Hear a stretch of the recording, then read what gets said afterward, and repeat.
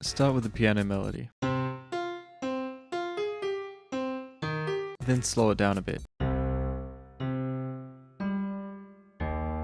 Now you want to add some hats.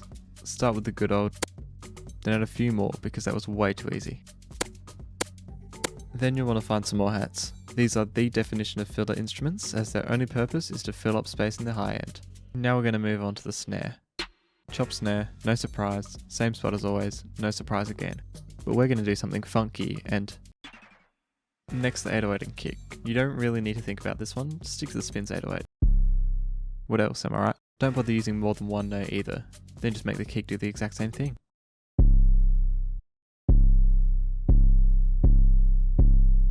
Finally add a few transitions,